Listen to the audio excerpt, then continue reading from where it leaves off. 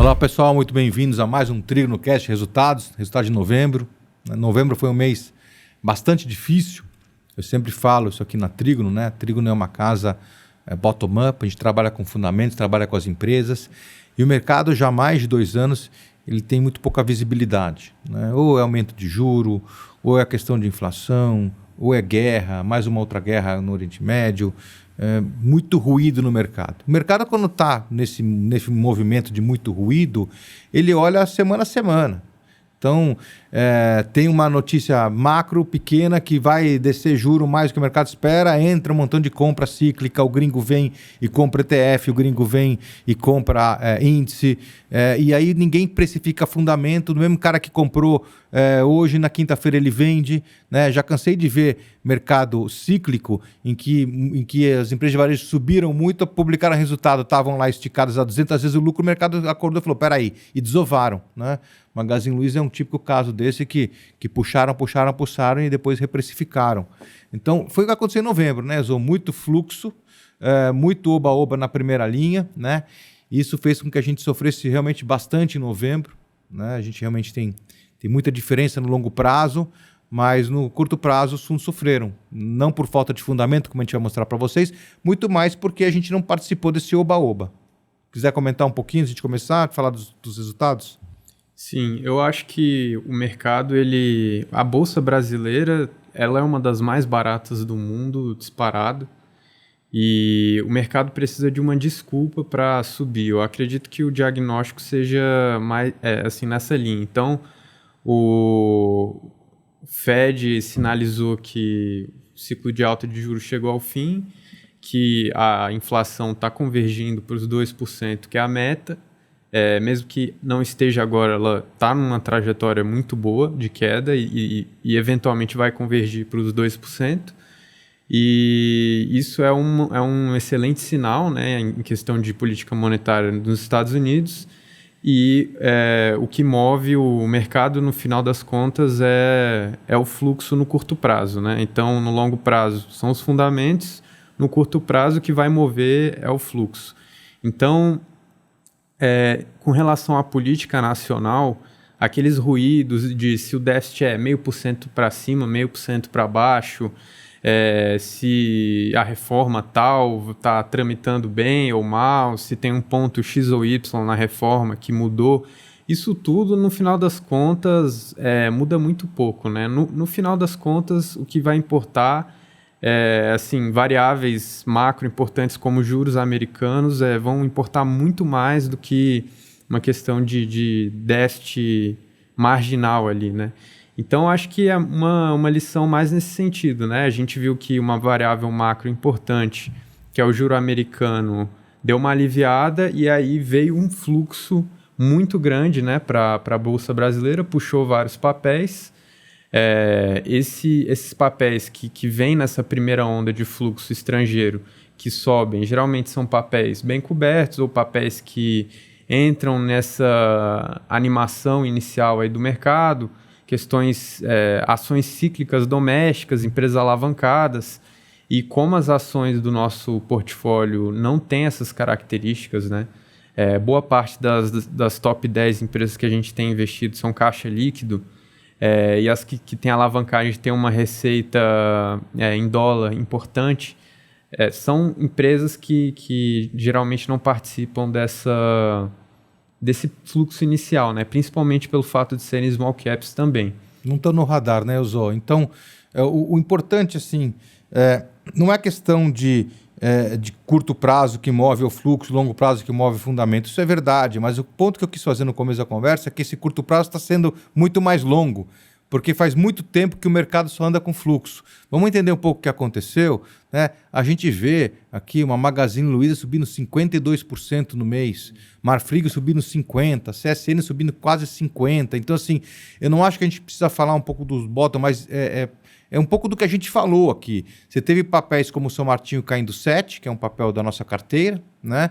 Você tem aí, por outro lado, a Simpar, que é uma empresa que ela recebe um pouco desse fluxo por conta da alavancagem. Sim. A gente já falou 1 milhão de vezes que não tem uma coisa a ver com outra, mas o mercado não conhece a empresa como a gente conhece e está naquele hall de empresas que se beneficiariam por uma queda da taxa de juros.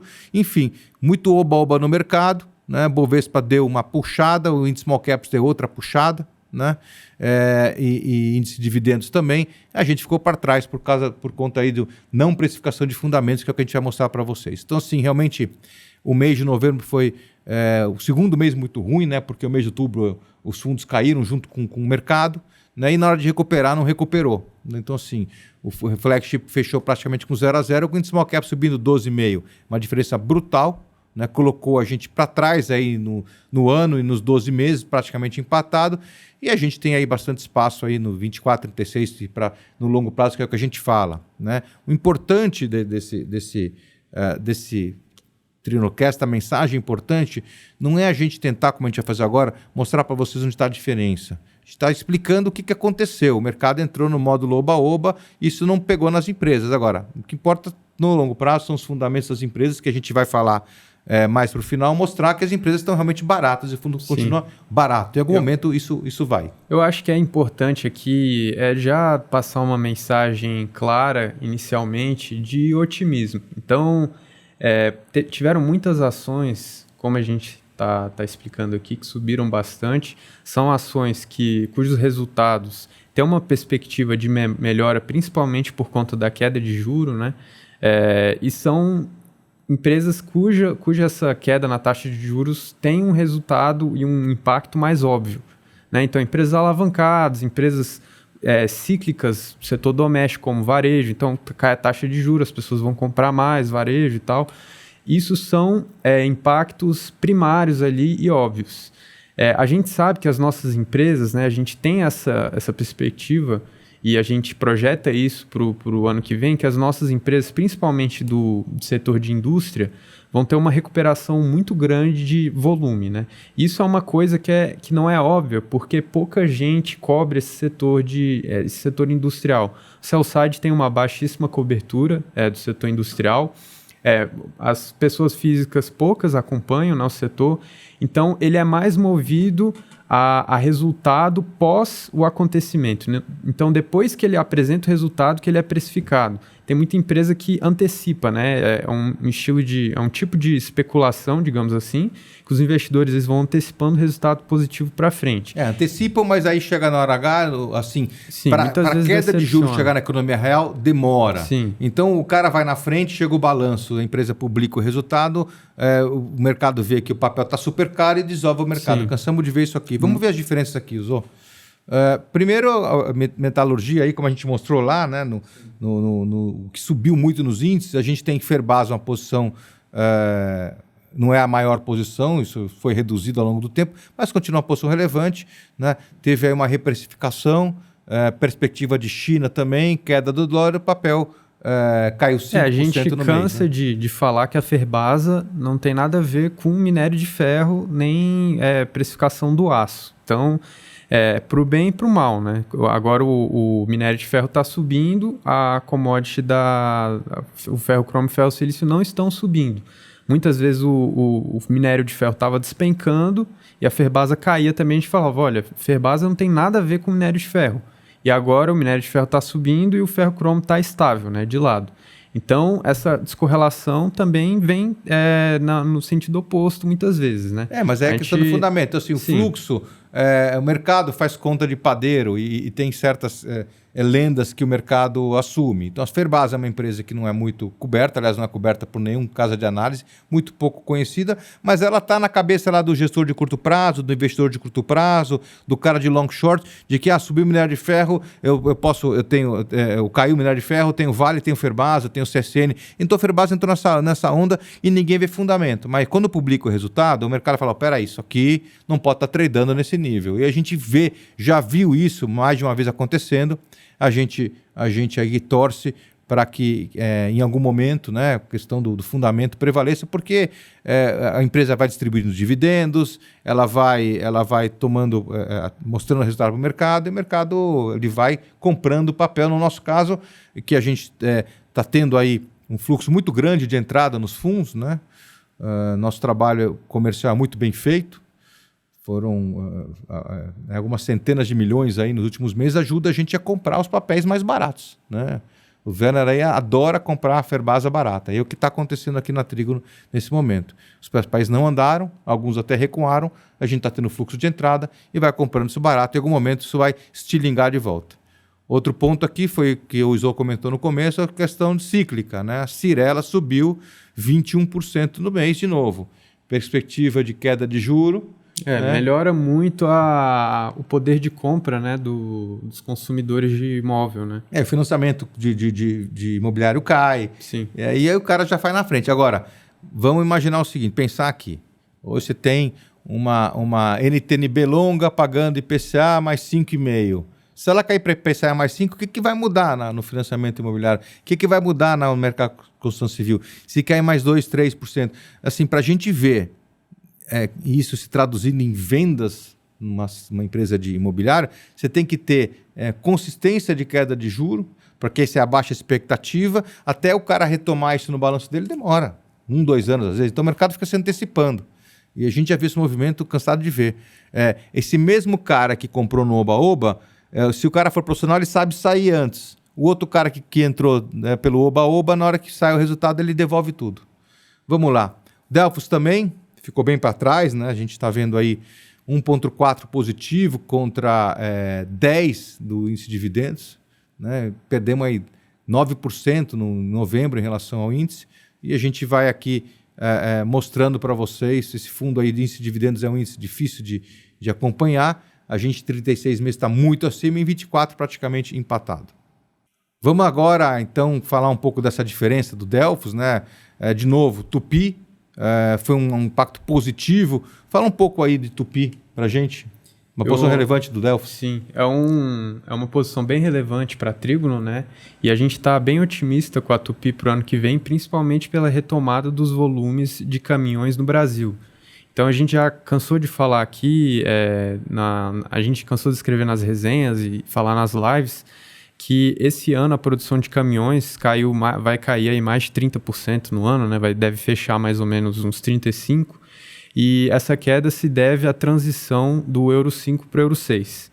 Então, esse ano mudou para o Euro 6, aumentou o preço do caminhão, caíram as vendas e sempre normaliza. Então, toda vez que teve essa transição de um modelo de Euro para o outro, ele tem essa queda de vendas no ano seguinte, no ano subsequente recupera novamente. Então, para o ano que vem, tem diversas projeções diferentes, né?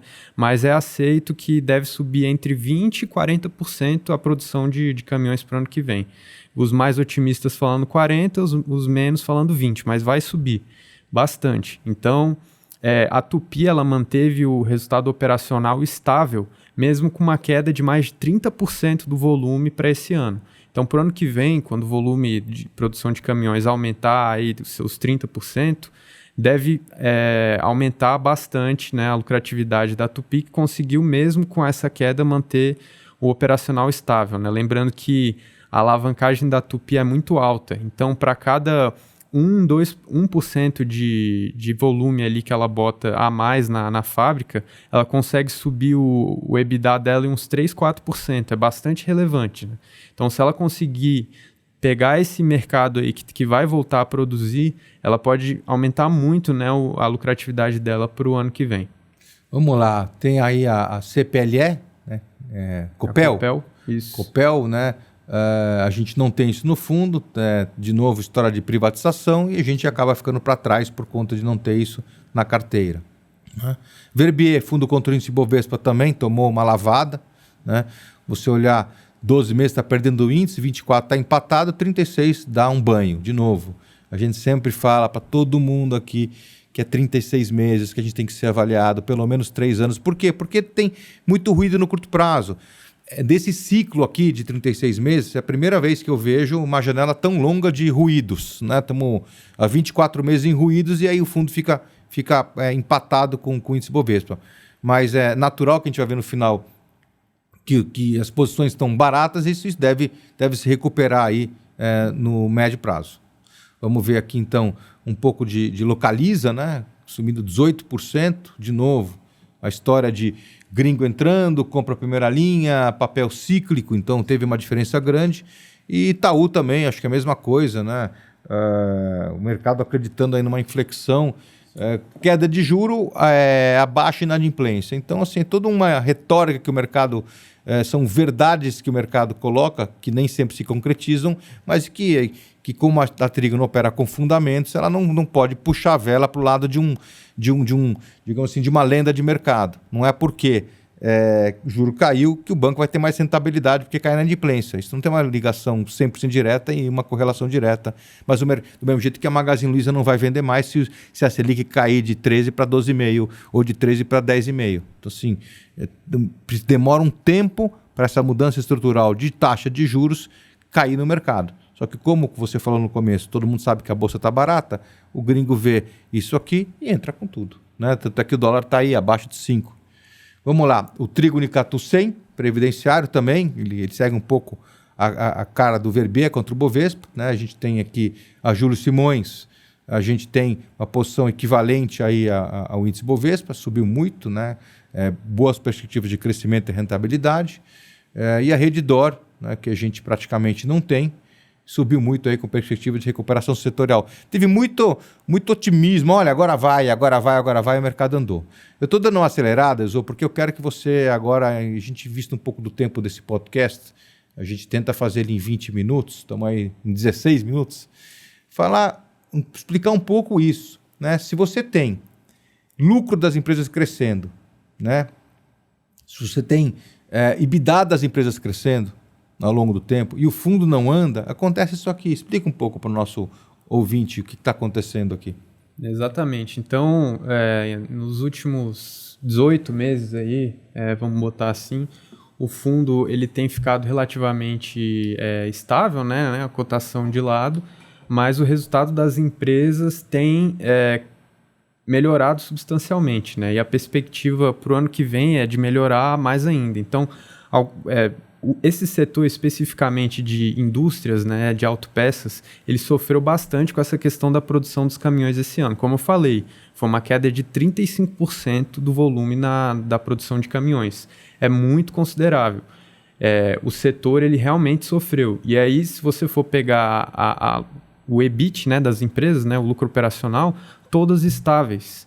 É realmente impressionante essas empresas terem conseguido manter um resultado com o setor delas caindo o volume 30%. Mas aí então, fica barato, né? Porque você tem um preço-lucro que bateu na média aqui ponderada da Trígono 21,5, que eu acho que foi um ponto fora da curva, né? Aí veio pandemia, bateu 16, foi caindo, 10, 8, 7, 5, está em 8. E é importante, esse cálculo de preço-lucro não contempla o resultado de novembro. É para trás. Não, e é o lucro para trás, sem incluir a queda de novembro. Agora, se a gente for olhar para frente, o lucro das empresas vai crescer substancialmente para o ano que vem. E a queda da taxa de juros implica uma taxa de desconto menor para as empresas. É que vale para todo mundo o lucro, isso, né? Isso é para a bolsa inteira. O lucro, os múltiplos tendem a subir, né? O valuation vai melhorar. E aí você tem uma tempestade perfeita, digamos assim, né? Porque você tem empresas que têm os múltiplos muito baixos, empresas boas, resilientes, que estão melhorando, né? Estão com uma perspectiva boa e estão com um múltiplo bem barato, né? Estão atrasados. Então você vai ter uma reprecificação desses múltiplos para cima em um cenário de queda de juros, né? É um cenário bastante interessante, bastante bom para alocação e principalmente em small caps. Acho que small caps tem até um fator extra, digamos assim, que é a questão da liquidez. Então, a liquidez ela vai aumentando bastante, né, das small caps, e isso vai reprecificando também os múltiplos para cima, uma coisa que as large caps não têm. Né, que as large caps ficam... Petrobras, beleza, a liquidez dela não vai mudar nada se for 20% para mais ou para menos. Agora, para certas small caps, isso interfere na precificação das empresas. Então, a empresa aumentar a liquidez, ela também aumenta o múltiplo dela, né? E assim, é um ciclo positivo de melhora. Quando a gente olha essa tabela aqui, né, eu acho super interessante a gente olhar, por exemplo, a gente já falou muito disso na resenha, já falou muito disso nas lives, mas ele vai de encontro com o slide anterior, né? Então você vê aqui como as receitas vão subindo, né? Eu vou pegar aqui o caso Tupi. Em 2018 ela teve 4,8 bi de receita, né? Em 2022 foi para 10 bi, mais que o dobro. Né? Os últimos 12 meses dela foi 11 bi 300. Olha como as empresas estão crescendo. São Martinho, 3,3 bi, dobrou para 6,6 bi. A gente olha aqui a taxa anual de crescimento composto, que é o CAGR, né? Compound Annual Growth Rate, da receita, né? De 2018 a 2023, você tem na média 16% de aumento na receita. É muito mais que o PIB brasileiro isso aí. Né? É muito superior aos índices. Imagina um país que cresce 16% na média ao ano. Então, assim, as empresas têm crescido muito nesse período, e não é que cresceu muito no começo do período, ela vem linearmente crescendo e o mercado, por conta de todos esses ruídos aí que duram mais de 2 anos, não está querendo precificar. Então, é só você olhar o que está acontecendo. Quando a gente olha aqui o EBITDA, mesma coisa, né, Uzo? Quer comentar um pouco? Olha o EBITDA como está crescendo aí, 20% na média o EBITDA. Exatamente. E muitas dessas empresas, o setor dela não se recuperou desde do pré-pandemia, né? Então, são empresas que são realmente vencedoras dentro do próprio setor, né? Estão ali aumentando a margem de lucro baseada em eficiência ou estão ganhando market share em cima de outros players. São empresas muito boas de fato. Mas perspectivas setoriais nem sempre ajudam. É importante a perspectiva setorial ajudar e é o cenário que a gente projeta para o ano que vem. Assim, a perspectiva e o mercado entender o fundamento. Eu quero puxar 2 casos. Olha, a Kepler Weber teve um EBITDA de 48 milhões em 2018. Chegou a bater quase 2 vezes mais em 2022, 568. Últimos 12 meses caiu para 391. Pô, teve uma queda de 2022 para 2023? Teve, né? E você explica rapidamente por quê. Mas, pô, ela veio de 48. E aí eu emendo a pergunta para vocês também explicar, por exemplo, a Metal Leve. Metal Leve tinha 467 milhões de EBITDA em 2018, fechou os últimos 12 meses 961 milhões de EBITDA, mais do que praticamente o dobro do EBITDA. O papel manteve o múltiplo? Não manteve. O papel subiu o que tinha que subir? Não subiu. O que acontece? Paga dividendo adoidado, um dos papéis que mais paga dividendo. Metal Leve nesse preço está com yield de 20%. Então, o que aconteceu com o Irani? Não, desculpa. O que aconteceu com a Kepler aí? Só para dar um exemplo, que foi aqui na nossa tabela, você teve aqui Ferbasa, né? Você teve uma queda de receita na Ferbasa, no curtíssimo prazo aí, e da Kepler. Comenta comenta rapidamente, Uzo, que a gente já estourou o tempo. Ferbasa, Kepler e Unipar, que são os papéis que caíram o EBITDA nos últimos 12 meses em relação a 2022. O que aconteceu? Porque, obviamente, o mercado precifica um pouco do que ele está vendo, mas para frente é o que conta. Então, o que aconteceu aqui nesses 3 casos? Primeiro, Ferbasa e Unipar, né, são empresas de commodity. A gente não pode esperar que o comportamento de uma empresa de commodity seja igual ao comportamento de uma empresa de serviços, por exemplo, né? Uma GPS. São coisas diferentes. A commodity vai ter oscilação para cima e para baixo, dependendo do preço da commodity. São empresas que têm o resultado volátil dependendo da precificação das commodities. Agora, o que é importante entender? Qual foi o nível de lucratividade dessas empresas em um cenário de baixa no ciclo da commodity que ela opera? Vamos pegar a Ferbasa. A Ferbasa está tendo um lucro grande. Aqui, vamos olhar para a tabela do lucro líquido. Sim. Você falar um pouco. A Ferbasa está tendo um lucro grande, considerável, mesmo com um cenário agora de baixa na queda do preço da commodity. A mesma coisa a Unipar. Então, são empresas que são as tops do setor dela. Mesmo quando o ciclo está terrível, assim, tá o pior momento, elas ganham dinheiro. Quando está ruim, ganha dinheiro. Qualquer cenário, elas estão ganhando dinheiro. Atualmente, o cenário, digamos assim, está médio para ruim, né? O preço das commodities dela não tão bons, tem muita empresa no prejuízo, muita empresa diminuindo produção. É assim que o ciclo vira, né? Por que é cíclico? Porque quando está um ciclo de baixa, várias empresas menos eficientes começam a fechar a fábrica, parar a produção, demitir funcionário, e aí a oferta seca do mercado, mas a demanda ainda está lá. essa demanda ela começa a recuperar também e a oferta vai caindo ao mesmo tempo, o preço sobe, aí começa a abrir muita empresa, começa a recuperar a produção, o preço cai de novo e assim vai, né? Ele vai o produtor marginal, flutuando. né? Assim, você tem um custo marginal dessas empresas de commodities, né? O custo marginal quanto custa para fazer mais um daquele produto. O que acontece quando o valor da commodity cai abaixo do custo marginal, a empresa para de produzir. Sim, exato. Então, a Ferbasa e a Unipar, elas estão num momento agora de ciclo de baixa. O ciclo de alta vem depois do ciclo de baixa. Isso que é importante entender. Depois que vem o ciclo de baixa, que vem essa fase de correção na oferta, que vem o ciclo de alta novamente. Então, de fato uma parte necessária e, geralmente, né, assim, todos os livros-texto aí, né, dizem que é importante você comprar empresas de commodity em ciclo de baixa, né? Isso é o jargão aí do mercado, né? É importante entender mais ou menos como funcionam esses ciclos, né? E aí, agora... Mas antes de entrar em Kepler, olha uma coisa interessante aqui que eu estava anotando em Ferbasa. A Ferbasa, em 2022, claramente bateu no pico do ciclo de alta, né? E o papel não andou. Tanto não andou e também não caiu tanto depois que as vendas caíram, que o lucro caiu 55%. Por quê? Porque, de novo, o mercado está no oba-oba, módulo oba-oba. Ele não está nem olhando a alegria, nem olhando a tristeza. Então, assim, a gente tem um papel que bateu o ciclo de alta, o mercado não reconheceu, não precificou, voltou o ciclo, o mercado continuou não olhando, né? E agora a gente está começando o ciclo de alta de novo, né? Quarto tri vem melhor que o terceiro, o primeiro tri do ano que vem melhor que o quarto, assim por diante. Em que momento o mercado falou, peraí, isso aqui já deu? Porque se a gente for olhar nossa projeção, eu não vi a projeção da Ferbasa, mas se eu for olhar a projeção de lucro líquido da Ferbasa para 2023 ou 2024, talvez seja maior do que 1 bi. Eu não sei qual é a projeção de vocês, mas assim, a gente claramente está saindo de um ciclo de baixa para entrar no ciclo de alta, tanto Ferbasa como Unipar, e o mercado não deu muita bola até o momento. Sim, então, é assim, difícil saber exatamente quando que vai ser a reversão do ciclo, né? Mas é importante entender o que as empresas estão fazendo e o que está acontecendo nesse meio tempo. A Ferbasa está com 1 bilhão aí de caixa líquido, ela vai investir isso, vai fazer split, né, também? Vai fazer um split, vai fazer um split por agora aí. E esses projetos eles vão proporcionar um potencial de lucratividade no próximo ciclo de alta da Ferbasa muito superior ao pico de lucratividade que ela teve anteriormente.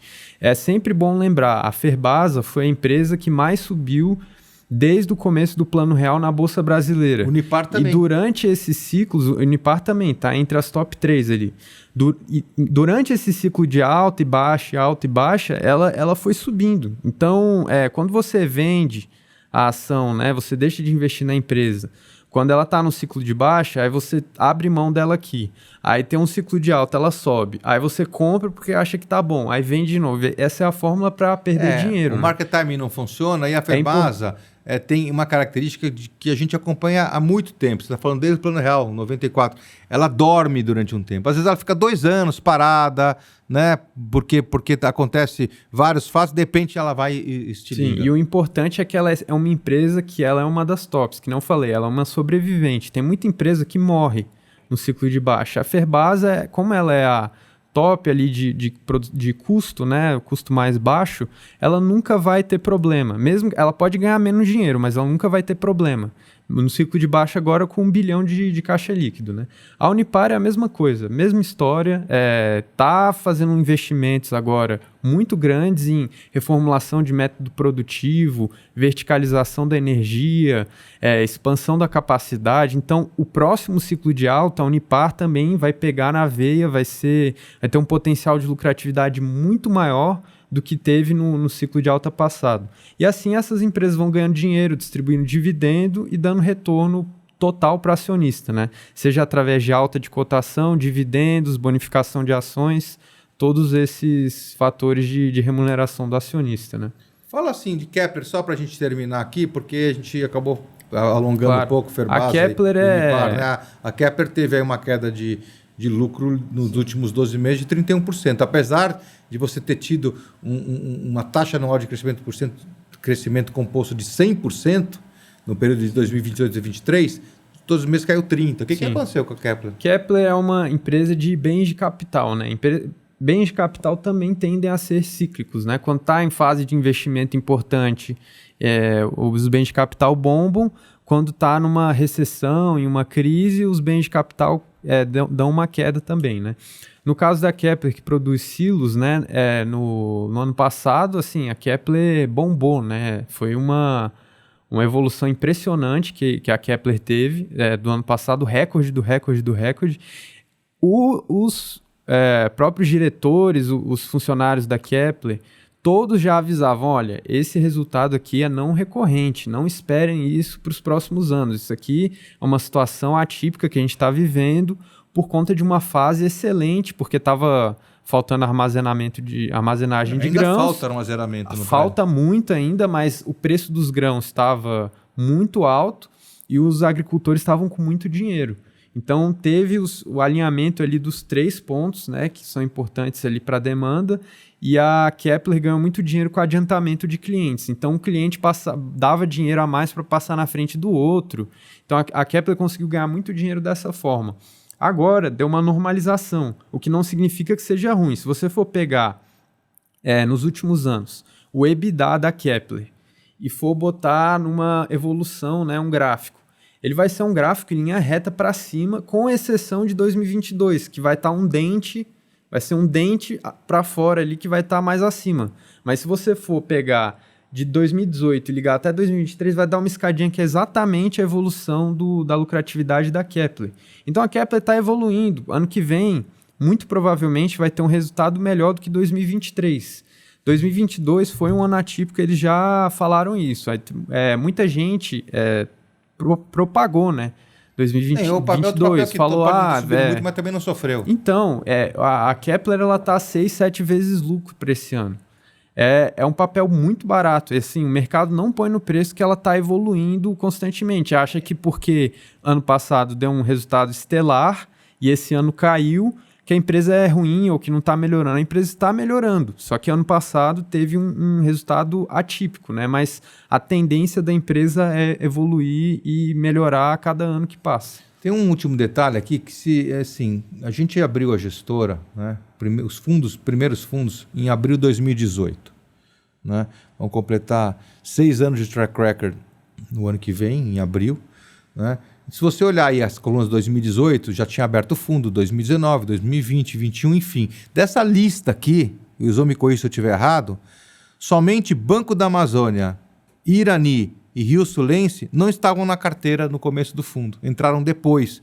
As outras empresas estão aí, então desde o começo a gente pegou toda essa alta das empresas, foram incorporadas no fundo. De novo, a Trigo nunca foi uma empresa nunca foi uma gestora que ganha dinheiro com uma empresa só. Sempre foi o conjunto das empresas. A gente sabe que a gente tem as joias da coroa da Bolsa. Então tem que ter paciência, de vez em quando tem um revés, como teve em 2023 aí, em alguns papéis, mas estamos agora voltando aí com expectativas maravilhosas para os resultados de 2024. Né? E assim, o mercado estando minimamente racional, né? Isso depende muito aí de basicamente taxa de juro, política, não vou dizer nem monetária, fiscal, responsável.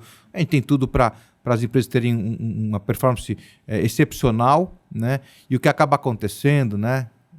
Quando as empresas publicam o resultado do quarto TRI, todo mundo fala, ok, fechou o ano.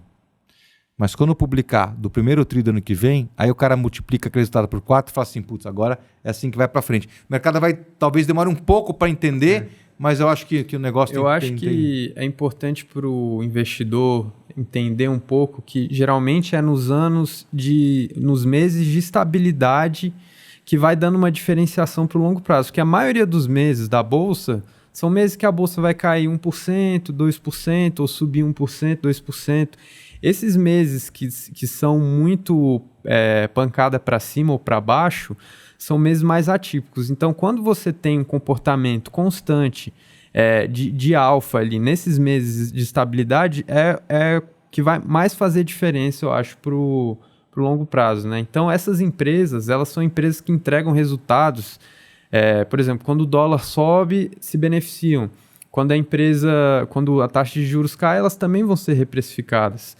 quando a economia brasileira melhora, elas também melhoram. Então, são empresas que são beneficiadas, digamos assim, são vencedoras em qualquer cenário. Esse mês a gente teve um cenário específico, né? Um cenário que tudo se alinhou para as empresas cíclicas, domésticas, terem uma boa performance. Os próximos meses, né, a gente tende a acreditar que sejam meses mais normalizados, né? Não tem como saber, mas a tendência é que com o tempo os fundamentos das empresas investidas, essa estabilidade e resiliência que tem nos resultados das nossas empresas façam a diferença, né, para frente. Novamente, a gente sempre fala em 36 meses. E outra coisa, histórico, a Ambima adora dizer que resultado passado não é indicação de futuro.